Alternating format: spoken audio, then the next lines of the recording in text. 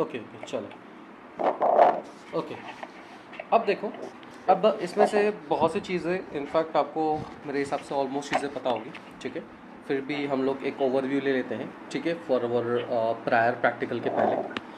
अब VAPT, जिसको हम लोग कहते हैं vulnerability assessment and penetration testing, assessment penetration testing. Okay, अब ये जो vulnerability assessment and penetration testing है, इसके अंदर ही आपके सारे कंप्लायंस और इंफ्रास्ट्रक्चर आते हैं, जैसे कि system and network pen test, web application pen testing, फिर उसके बाद में आपका आता है मोबाइल एप्लीकेशन पेन टेस्टिंग, फिर उसके बाद में आपका आता है API पेन टेस्टिंग, फिर उसके बाद में cloud pen test, hardware pen test. Okay, ये सारे जो चीज़ें हैं वो आपके आते हैं पेनिट्रेशन टेस्टिंग में। ओके, अब देखो, अब जब भी आप पेन टेस्टिंग परफॉर्म करते हो तो बहुत से पेन टेस्टर की अपनी अपनी मेथोडोलॉजी होती है, ठीक है, कि किस प्रकार से वो टेस्टिंग परफॉर्म करता है। तो मैं जो basically pen test methodology use करता हूँ, जो मोस्ट ऑफ द टाइम आपको NIST और OWASP के बेंचमार्क पे भी दिखेगी। तो सबसे पहला होता है, कौन सा बोला आपने? NIST। ओके ठीक है, हाँ, NIST और OWASP। ओके, तो वहाँ पे बेसिकली आपके टेस्टिंग की मेथोडोलॉजीज यूज़ होती है, ठीक है। तो मैं जो यहाँ पे मेथोडोलॉजी यूज़ करता हूँ वो अपनी स्टैंडर्ड मेथोडोलॉजी है, जो आपका NIST और OWASP में दोनों में होता है, ठीक है। सबसे पहला होता है आपका टारगेट सिलेक्शन। ओके, अब ये जो टारगेट सिलेक्शन है, यहाँ पे आप अपने टारगेट को सिलेक्ट करते हो अकॉर्डिंग टू योर स्कोप, ठीक है। अब स्कोप यानी क्या? फॉर एग्जांपल, अगर सपोज ऑर्गेनाइजेशन मुझे कहती है कि मुझे facebook.com की फुल ऑडिटिंग करनी है, ठीक है, तो अगर वहाँ पे facebook.com के पहले एक वाइल्ड कार्ड होता है, ठीक है, अगर ये वाइल्ड कार्ड लगा है, ठीक है, हाँ, वाइल्ड कार्ड, ये एक स्टार मार्क होता है, ठीक है। इसका मतलब है कि आप facebook.com की फुल ऑडिटिंग करते हो विथ सब डोमेन, ठीक है। अब क्या होता है कि बहुत से पेन टेस्टर जो है वो सिर्फ और सिर्फ मेन डोमेन को ही टेस्ट करते हैं, जैसे कि आपका facebook.com है, ठीक है, इसके अंदर मैंने वाइल्ड कार्ड लगा दिया और आपको फुल ऑडिटिंग करनी है, फुल टेस्टिंग करनी है। अब क्या होता है कि facebook.com में ही बहुत सारे सब डोमेन्स हैं, जैसे कि admin.facebook.com, ठीक है, abc.facebook.com, ab12facebook.com, ठीक है। अब यहाँ पे आपके पास में क्या होता है, आपके पास में अटैकिंग वेक्टर बढ़ गया, ठीक है। अब आपको सिर्फ facebook.com ही टेस्ट नहीं करना है, इसके साथ में जो सब डोमेन्स है आपको वो भी टेस्ट करना है, ठीक है। फॉर एग्जांपल, अगर हमारे पास में 50 चेकलिस्ट है वल्नरेबिलिटी की, ठीक है, अब वो चेकलिस्ट आपको facebook.com पे भी टेस्ट करना है, आपको सब डोमेन्स पे भी टेस्ट करना है, यानी 50 + 50 + 50 + 50, ठीक है। अब इसका मतलब ये नहीं है कि अगर आपने facebook.com टेस्ट किया तो आपको सब डोमेन पे भी वल्नरेबिलिटी नहीं मिलेगी, ठीक है।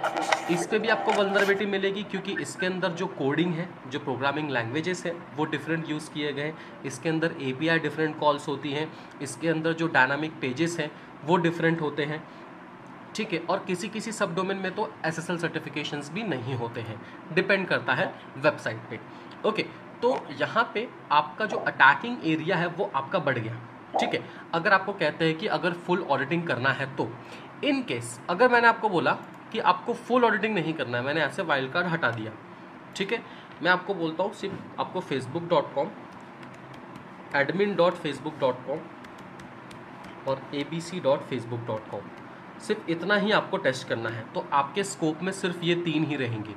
इसके बाद में अगर आप कोई भी टेस्ट करते हो तो आपका वेस्ट ऑफ टाइम है, ठीक है, और आपको टेस्ट नहीं भी करना है, ठीक है। तो आपके स्कोप में क्या दिया गया है वही आपको टेस्ट करना है, और ये डिपेंड करता है आपके ऑर्गेनाइजेशन पे, ठीक है। अगर सपोज आप प्रोडक्शन में काम कर रहे हो, ठीक है। तो मैंने कहा मेरे प्रोडक्शन पे कि आपको यही एप्लीकेशन पे टेस्ट करना है, अगर उस एप्लीकेशन का कोई पैरेंटल एप्लीकेशन है वो आपको टेस्ट नहीं करना है, या फिर आपको प्रोडक्शन एनवायरनमेंट पे टेस्ट नहीं करना है, आपको सिर्फ QA एनवायरनमेंट पे ही टेस्ट करना है।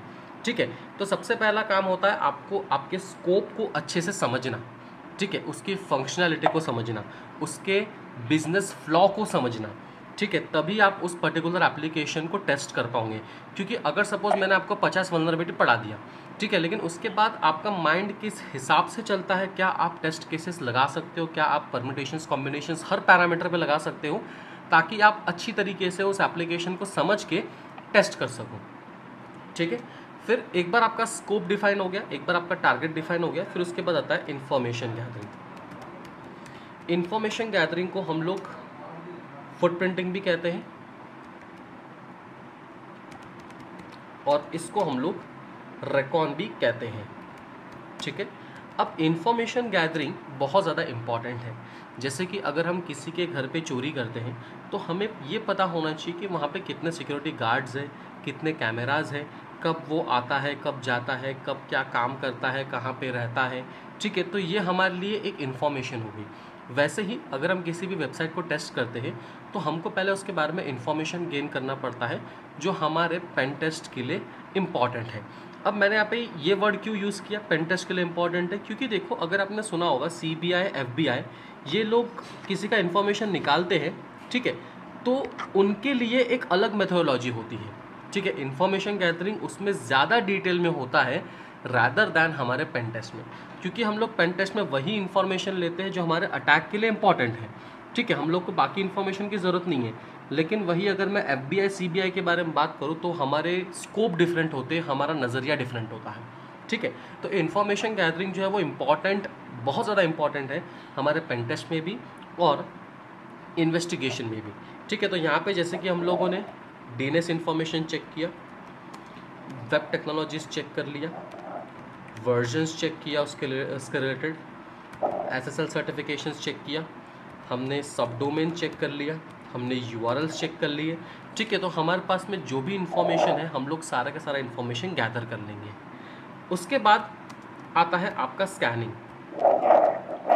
अब स्कैनिंग में आप क्या करते हो, जो भी आपको DNS से रिलेटेड IP एड्रेसेस मिलते हैं, ठीक है, जो भी आपका सब डोमेन है, डोमेन है, उसमें आप प्रोटोकॉल्स चेक करते हो, कौन कौन से पोर्ट्स ओपन है, उसके रिलेटेड आप वर्जन चेक करते हो, और वर्जन चेक करने के बाद आप उसके अंदर कोई भी वल्नरेबिलिटीज़ अगर एग्जिस्ट करती है तो वो आप फाइंड करते हो related to the protocols. Then उसके बाद आता है आपका वल्नरेबिलिटी असेसमेंट।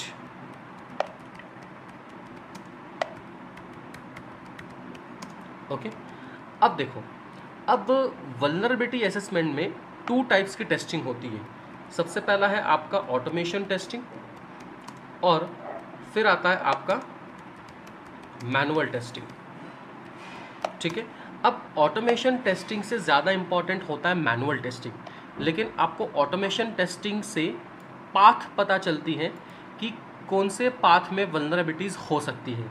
ठीक है। अब देखो, अब वल्नरेबिलिटी असेसमेंट अगर मैं मोबाइल एप्लीकेशन की बात करूं तो आपको दोनों रिपोर्ट करना पड़ता है।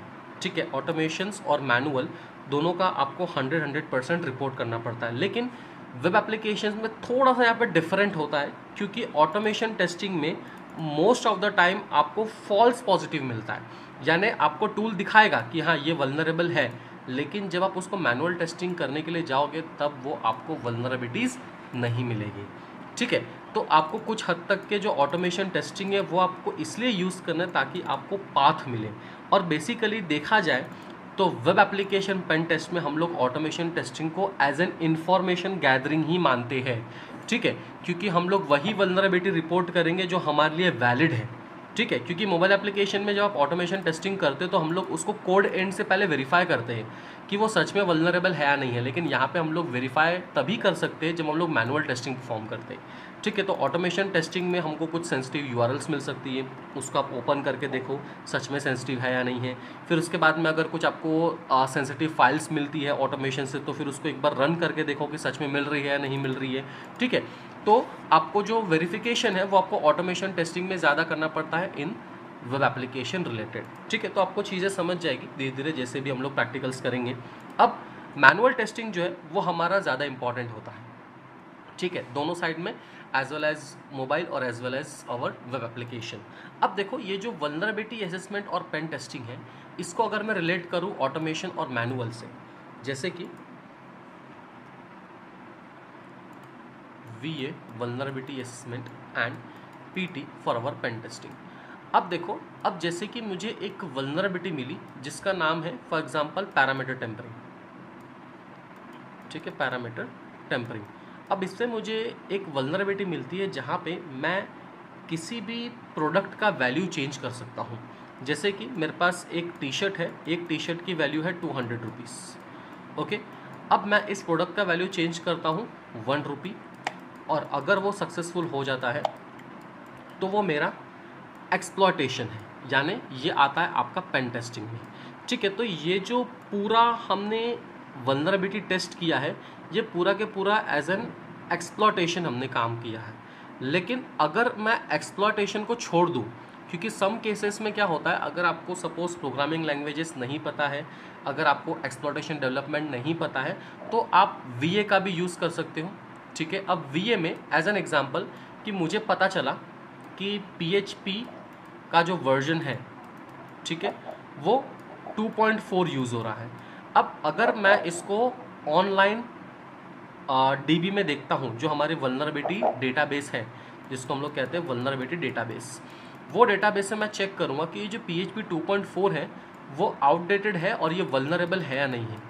अगर ये वल्नरेबल है तो मैं इसको एक्सप्लॉयटेशन नहीं करूँगा तो भी चलेगा, मुझे डायरेक्ट रिपोर्ट राइटिंग में इसको ऐड कर देना है, ठीक है, एज एन आउटडेटेड वल्नरेबिलिटी। जो चीज़ एक्सप्लॉयट होती है उसको भी आप रिपोर्ट करो, और जो चीज़ वल्नरेबल है लेकिन कुछ हद तक के आप एक्सप्लॉयट नहीं कर पाते हो तो भी आप उसको रिपोर्ट राइटिंग में लिख सकते हो। बस इसमें फ़र्क क्या आता है, सीवियरिटी का। जैसे कि अगर आपने किसी चीज़ को एक्सप्लॉयट किया, ठीक है, तो वो आपका क्रिटिकल में भी होता है, हाई में भी होता है, मीडियम में भी होता है और लो में भी होता है। और वल्नरेबिलिटी असेसमेंट में क्या होता है, क्रिटिकल यहाँ पे नहीं आएगा, क्योंकि आप एक वल्नरेबिलिटी फाइंड कर रहे हो, आपने एक्सप्लॉयटेशन परफॉर्म नहीं किया, ठीक है। तो आपकी जो वल्नरेबिलिटी है वो हाई, मीडियम और लो हो सकती है, क्रिटिकल आपको सिर्फ और सिर्फ एक्सप्लॉयटेशंस में ही मिलता है, ठीक है। तो ये होता है आपका VAPT की एक्चुअल VAPT होती क्या है। बहुत से लोगों को नहीं पता होता है VAPT किस प्रकार से परफॉर्म करते हैं और क्या उसकी चीज़ें हैं, ठीक है। तो आपका जो वल्नरेबिलिटी असेसमेंट है वो मोस्ट ऑफ द टाइम आपका ऑटोमेशन में आता है, और अगर आप उसको मैनुअली वेरीफाई करते हो तो वो आपका PT में आता है, ठीक है। तो इसको हम लोग कहते हैं VAPT। अब एक बार आपको वल्नरेबिलिटी मिल गई, आप चेक करो कि वो एक्सप्लॉयटेबल है या फिर नहीं है, ठीक है। अगर वो एक्सप्लॉयटेबल है, जो हमारे चेकलिस्ट में बहुत सारी वल्नरेबिलिटीज़ जो रहेगी वो एक्सप्लॉयटेबल रहेगी, क्योंकि हम लोग ज़्यादा से ज़्यादा फोकस करते हैं मैनुअल टेस्टिंग में, ठीक है, क्योंकि हम लोग परफॉर्म कर रहे हैं पेन टेस्टिंग। लेकिन उसके साथ में हम लोगों का VA का भी पार्ट है, क्योंकि अगर हम किसी भी प्रोडक्शन में काम करते हैं, किसी भी कंसल्टेंसी के में काम करते हैं, तो हमारा VAPT आता ही आता है।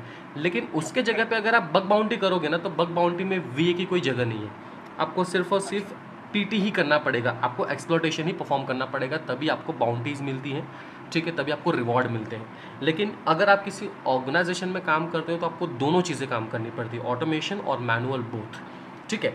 अगर आपने एक्सप्लॉयटेशन किया और मैलिशियस एक्टिविटी परफॉर्म होती है उससे, तो आप डायरेक्ट रिपोर्ट राइटिंग कर सकते हो, ठीक है। इन केस एक्सप्लॉयटेशन परफॉर्म नहीं भी होता है, आपको वल्नरेबिलिटी मिल जाती है, तो आप एक्सप्लॉयटेशन का फेज छोड़ दो, इसको छोड़ के डायरेक्ट आप रिपोर्ट राइटिंग पे भी आ सकते हो, ठीक है, जहाँ पे आपका रिपोर्ट राइटिंग होता है। अभी जो रिपोर्ट राइटिंग का पार्ट है ये भी ज़्यादा इंपॉर्टेंट है। क्यों इंपॉर्टेंट है? क्योंकि जब आप किसी को रिपोर्ट भेजते हो, ठीक है, अब ये दो चीज़ हो सकती है। अगर आप एक ऐसी कंपनी में काम कर रहे हो जहाँ पे साइबर सिक्योरिटी के लिए कोई प्रायर रिपोर्ट नहीं है, या फिर आप एक पहले पर्सन हो, आप एज अ सीनियर पर्सन हो जहाँ पे आप पेन टेस्टिंग में काम कर रहे हो एज अ प्रोडक्शन में, मोस्ट ऑफ द टाइम ये प्रोडक्शन में होता है रादर देन कंसल्टेंसी में। अगर सपोज प्रोडक्शन में आप पहले हो, अगर आपको खुद बोला जाता है रिपोर्ट बनाओ, तो आपको केयरफुली उस रिपोर्ट को रीड करना है, उसके कन्फर्मेशन लेना है, जो आपका डायरेक्टर है, जो आपका रिपोर्टिंग मैनेजर है, ठीक है, उसके बाद ही आपका जो है वो रिपोर्ट राइटिंग बनता है, ठीक है। इन केस अगर उनके पास में खुद का रिपोर्ट राइटिंग फॉर्मेट है जो अक्सर कंसल्टेंसी फॉर्म्स में, प्रोडक्शंस में भी देखा जाता है। तो आपको सिर्फ और सिर्फ वल्नरेबिलिटीज़ में ही एडिटिंग करनी है, बाकी जो भी उनके लॉज, रेगुलेशंस, डिस्क्लेमर्स वगैरह है वो एज इट इज़ रहने देना है। वो मैं आपको लास्ट में बताऊंगा किस प्रकार से आप बना सकते हो, एंड आप उसके अंदर ChatGPT भी यूज़ कर सकते हो। ठीक है, अब आपका जो रिपोर्ट राइटिंग है उसके अंदर आपकी क्या क्या चीज़ें आती हैं। उसके अंदर आता है आपका डिस्क्रिप्शन, ठीक है, जहाँ पे आप उस वल्नरेबिलिटी के बारे में एक डिटेल डिस्क्राइब करते हो कि क्या वल्नरेबिलिटी है। देन इम्पैक्ट, कि उस वल्नरेबिलिटी का आपके एप्लीकेशन पे क्या इम्पैक्ट है। उसके बाद में उसकी सीवियरिटी, जैसे कि उसकी सीवियरिटी लो है, हाई है, मीडियम है या क्रिटिकल है। ठीक है, ये उसकी सीवियरिटी आप डिफाइन करते हो। और मिटिगेशन जो ज़्यादा इम्पॉर्टेंट पार्ट होता है, ताकि आप एप्लीकेशन को कैसे सिक्योर कर सकते हो। अब देखो, एप्लीकेशन को फिक्स करने का काम आपका नहीं है, एप्लीकेशन को फिक्स करने का काम है डेवलपर का, सर्वर पर्सन का, ठीक है, जो उस एप्लीकेशन को हैंडल करता है। ठीक है, आपका काम सिर्फ और सिर्फ होता है उस वल्नरेबिलिटी को फाइंड करके एक रिपोर्ट राइटिंग तैयार करना, ताकि आप रिपोर्ट आगे फॉरवर्ड करो, और फिर वही जो आपके डेवलपर्स है, सर्वर पर्सनस है, जिनका रिस्पॉन्सिबिलिटी होती है वल्नरेबिलिटी फिक्स करने का, वही वल्नरेबिलिटी को फिक्स करते हैं। ठीक है, इन केस अगर उनको कुछ चीज़ें नहीं समझती है तो वो आपसे डिस्कस कर सकते हैं कि ये मिटिगेशंस में आपने क्या एक्चुअली प्रोवाइड किया है। कभी कभी कुछ लोगों को समझ में नहीं आता है। ठीक है, तो आपको एक डिस्क्राइब करना है कि ये इम्पैक्ट क्या होता है और कैसे उसको आप फिक्स कर सकते हो। ठीक है, अगर वो पूछते हैं कि मैं कैसे फिक्स करूँ, मुझे कोड दो या फिर कुछ हिंट्स दो, तो आपको सीधा सीधा बोलना है कि भैया मैंने यहाँ पे आपको एक हिंट तो दिया है कि कैसे फिक्स करना है, मैंने आपको मिटिगेशंस तो दिया हुआ है, अब पूरा का पूरा कोड जो है वो आपको पता करना है। ठीक है, आपको R&D करनी है कि कैसे उस पर्टिकुलर वल्नरेबिलिटी को आप फिक्स कर सकते हो। उसके बाद हमारे पास जब भी कोई टारगेट आता है तो उसके अंदर हमारे पास में टेस्टिंग मेथड होते हैं, या टेस्टिंग टाइप्स मैं कहूँगा। सबसे पहला होता है आपका ब्लैक बॉक्स टेस्टिंग, फिर आता है आपका वाइट बॉक्स टेस्टिंग, फिर आता है आपका ग्रे बॉक्स टेस्टिंग। अब सबसे इम्पॉर्टेंट, जब भी आपको कोई एप्लीकेशन मिलता है टेस्ट करने के लिए, चाहे वो ब्लैक बॉक्स हो चाहे वाइट बॉक्स हो, तो हमेशा आपको इनिशिएट करना है टेस्ट को ब्लैक बॉक्स से, क्योंकि ये आपका रियल वर्ल्ड टेस्टिंग होता है, जहाँ पे अटैकर के पास कोई भी नॉलेज नहीं है। ठीक है, एज एन एग्जाम्पल, मेरे पास में एक एडमिन पोर्टल है। ठीक है, एडमिन पोर्टल पे मुझे पहले वो लॉगिन पूछेगा, उसके बाद ही मुझे इनर पेजेस का एक्सेस देगा। ठीक है, अगर आप ब्लैक बॉक्स टेस्टिंग करते हो तो आपको विदाउट क्रेडेंशियल्स ये पूरे लॉगिन पेज का टेस्ट करना है। ठीक है, जो भी उसका URL है उस पर आप टेस्ट करो, उसके सिक्योरिटी हेडर्स चेक करो, उसकी कुकीज़ चेक करो, फिर उसके बाद में उसका जो SSL सर्टिफिकेट है उसको आप चेक करो, फिर उसके बाद में आप XSS इंजेक्शन ट्राई करो, SQL इंजेक्शन ट्राई करो, कमांड इंजेक्शन ट्राई करो। जितने भी आपके पास में चेकलिस्ट है उतना आप ट्राई कर सकते हो उस लॉगिन पेज पे। यूज़र एनुमरेशंस करके देखो, ठीक है, कैप्चा है या नहीं है वहाँ पे, अगर कैप्चा है तो उसको बाईपास करके देखो। ओके, तो ये सारी चीज़ें जो होती है वो आपको पहले लॉगिन पे कर लेनी है। अगर आपको क्रेडेंशियल मिलता है तो भी आप पहले एज एन विदाउट क्रेडेंशियल ही टेस्ट करो, क्योंकि रियल वर्ल्ड हैकिंग जो होती है वो ब्लैक बॉक्स है। ठीक है, क्योंकि अगर सपोज कोई बाहरी अटैकर अटैक करता है तो उसके पास तो वैसे भी क्रेडेंशियल रहेगा ही नहीं। ठीक है, क्रेडेंशियल्स उन्हीं के पास रहता है, चाहे वो इनसाइडर थ्रेट हो most of the times.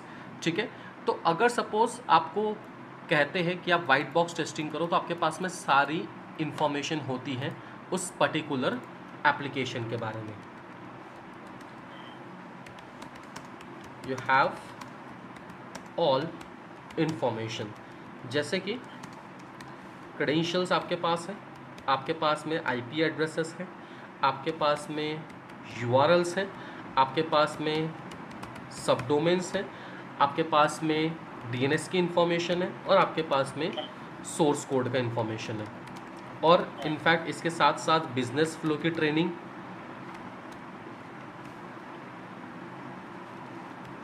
Business and functional flow की ट्रेनिंग भी आपको दी जाती है एज अ वाइट बॉक्स। ठीक है, तो आपके पास सब कुछ होता है जो भी आप टेस्ट करते हो। ओके, अब grey box. Grey box basically कुछ चीज़ आपके पास होती है, कुछ चीज़ आपके पास नहीं होती है। Something you have and something you don't have. जैसे कि अगर सपोज मेरे पास में क्रेडेंशियल्स हैं, ठीक है, और मेरे पास में सिर्फ और सिर्फ आईपी एड्रेस है या फिर सिर्फ और सिर्फ डोमेन्स है, क्रेडेंशियल और डोमेन्स, बस मेरे पास ये दो ही चीज़ है। इसके बाद में सारी चीज़ें आपको खुद खोजनी पड़ती है, क्या सब डोमेन है, DNS, source code, business flow, functional flow. ठीक है, ये चीज़ आपको खुद से देखनी पड़ती है उस पर्टिकुलर एप्लीकेशन पे, उसको हम लोग कहेंगे ग्रे बॉक्स टेस्टिंग। ठीक है, एक चीज़ याद रखना, जब भी आप टेस्टिंग परफॉर्म करें सबसे पहले एप्लीकेशन को पहले देख लें कि वो एप्लीकेशन क्या है, क्या वो बैंकिंग सेक्टर है, क्या वो ई कॉमर्स है, ठीक है, क्या वो गेमिंग सेक्टर्स है। उस हिसाब से आप अपना जो माइंड है उसको आप प्रिपेयर करते हो कि मैं किस प्रकार से वल्नरेबिलिटीज़ को फाइंड कर सकता हूँ, किस प्रकार से उस एप्लीकेशन पे मैं एक्सप्लॉइट कर सकता हूँ। ठीक है, एज एन एग्जांपल अगर सपोज ई कॉमर्स है तो ई कॉमर्स से मैं ट्राई करता हूँ पैरामीटर टेम्परिंग। तो जैसे कि मेरे पास में 200 रुपये की टी शर्ट है, मैं उसको मैनिपुलेट करता हूँ 1 रुपये में और चेक करता हूँ कि सक्सेस होता है या फिर नहीं होता है। ठीक है, अगर सपोज मेरे पास गेमिंग साइट है, ठीक है, तो मैं क्या कर रहा हूँ, मैं गेमिंग में एक ड्रीम 11 में टीम बनाता हूँ, और जैसे मैंने ड्रीम 11 में टीम बनाया वैसे मैंने 11 रुपये में टीम बना रहा हूँ। ठीक है, मैं उसको चेक कर सकता हूँ कि मैं माइनस पॉइंटर में टीम बना सकता हूँ कि नहीं बना सकता हूँ। फॉर एग्जांपल मैंने -1000 में टीम बनाई, ठीक है, तो मेरा जो वॉलेट है वो प्लस होने के चांसेस होते हैं। जैसे कि अगर सपोज मैंने विड्रॉ पे क्लिक किया, आप कोई गेम अगर जीतते हो तो आपने विड्रॉ पे क्लिक किया, अगर आपने विड्रॉ -1 लाख में विड्रॉ किया, 1 लाख माइनस डाल के, तो आपका जो वॉलेट है वो ऑटोमेटिकली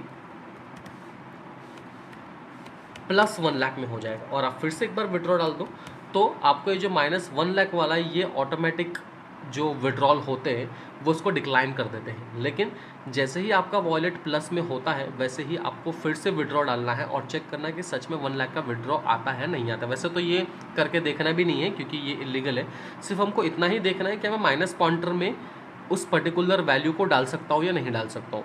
या फिर अगर सपोज मैंने 11 रुपये का कोई गेम खेला उसको मैं 1 रुपीज़ में खेल सकता हूँ कि नहीं खेल सकता हूँ। ठीक है, मैंने जो टीम बनाई है वो टीम को मैं मैनिपुलेट कर सकता हूँ कि नहीं कर सकता हूँ। यानी इसके अंदर आपका दिमाग तभी चलता है जब आप पहले उस पर्टिकुलर बिजनेस फ्लॉ और फंक्शनल फ्लॉ को जानते हो। इसीलिए हमेशा आपका टारगेट स्कोप डिफाइन होना चाहिए। एक बार आपका टारगेट स्कोप डिफाइन है, आप डायरेक्ट टेस्टिंग करने पे आपको स्टार्ट कर देना है। ठीक है, और अपनी एक चेकलिस्ट होती है, ठीक है, वो चेकलिस्ट आपको साइड बाय साइड यूज़ करना है हर एक सब डोमेन्स पे। खैर ये चेकलिस्ट जो है ये अपनी मोबाइल एप्लीकेशन की है, ठीक है, वेब का मैं आपको बताऊंगा। तो वेब की चेकलिस्ट है जो आपको ले ली है, ठीक है। जब भी हम लोग टेस्ट करेंगे तो 1 बाय 1 आपको पर्टिकुलर एप्लीकेशंस की जो चेकलिस्ट है वो आपको टेस्ट करनी है। ठीक है, तो ये होता है आपका ओवरऑल VAPT।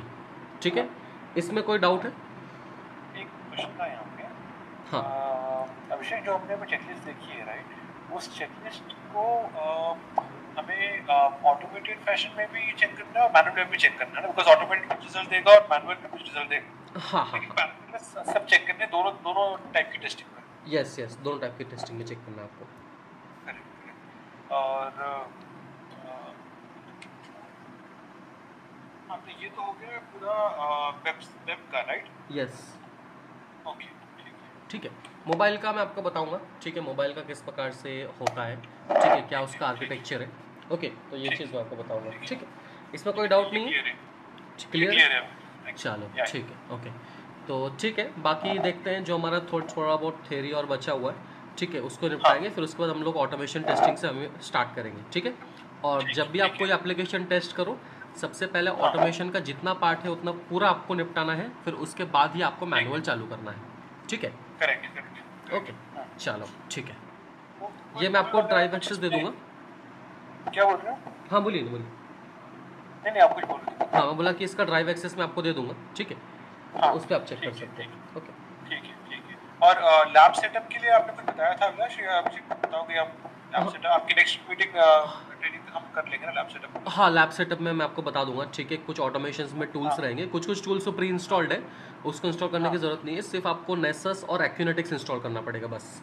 अच्छा ठीक है। ठीक है, तो इसका एक्यूनेटिक्स का हाँ क्रैक वर्जन आपको मिल जाएगा, और नेसस का हाँ क्रैक वर्जन अवेलेबल नहीं है क्योंकि वो काफ़ी ज़्यादा महंगा प्रोफेशनल है। ठीक है, तो वो करेक्ट उसकी 14 IP एड्रेस फ्री मिलती है हमें टेस्ट करने के लिए। तो अच्छा नेसस और एक्यूनेटिक्स आप डाउनलोड करके रखो। ठीक है, ठीक अगर है। आप यूट्यूब पे देखोगे तो आपको इंस्टॉलेशन भी मिल जाएगा उसका। ठीक है, बोथ का मिल जाएगा नेसेसन इसका। हाँ, दोनों का मिल ठीक जाएगा है आपको, नेसस का भी मिल जाएगा, ठीक है और क्या ओके कहते हैं अपना एक्यूनेटिक्स का क्रैक वर्जन का ही मिल जाएगा। ठीक है, ठीक है। और इन ओएस कौन सा रखना है? ओएस आप पैरोट यूज़ कर सकते हो। ठीक है, ठीक है ये पैरोट आपके बेटर पास है। पैरेट है? ओके मैं एक्चुअली ब्लैक आर्ट यूज़ कर रहा हूँ, मैं अभी गरुड़ा लिनक्स यूज़ कर रहा हूँ। अच्छा गरुड़ा है क्या? ओके हाँ, ओके ये ठीक ब्लैक है। आर्ट है। मैं पैरेट इंस्टॉल कर दूँ ना? हाँ, फिलहाल आप पैरोट ही करो क्योंकि एक्चुअली ब्लैक आर्ट थोड़ा सा एडवांस पे हो जाता है उसकी कॉन्फ़िगरेशंस, तो हाँ थोड़ा सा आपको इशू जाएगा, हाँ इसलिए आप ठीक पैरोट ही यूज़ करो। ठीक है, ठीक। मैं पैरेट पे ना एक्यूटेनिक्स और नेसेस इंस्टॉल करके रेडी रखता हूँ, हाँ फिर हाँ हाँ, बाद में एक्टिवेशन जो भी देखते हैं उसके अंदर। ओके ओके ओके, चलिए ठीक कुछ है। आपका लैब सेटअप वाला कुछ है पीडीएफ फाइल या इंस्ट्रक्शन पीडीएफ तो बता देना आप, मैं मिल जाएगा एज मुझे। सच तो वैसा कुछ है नहीं क्योंकि ऑलमोस्ट जो है वो लाइव ही हो जाता है अपना। ठीक है, कोई नहीं चलो कर लेते हैं। ओके कोई मैं बता दूंगा कुछ एक आध कुछ होगी ना तो अपन मिलके कर लेंगे फिर ओके, नेक्स्ट हाँ टाइम। ठीक है ना, कोई दिक्कत नहीं, ओपन स्क्रीन शेयर पे ही चीज़ें कर लेंगे। ठीक है, हो जाएगा करेक्ट। तो ओके, नेक्स्ट ट्रेनिंग में भी कवर करेंगे। हाँ ओके जी हाँ जी, ओके, ओके चलिए। Thank you Abhishek.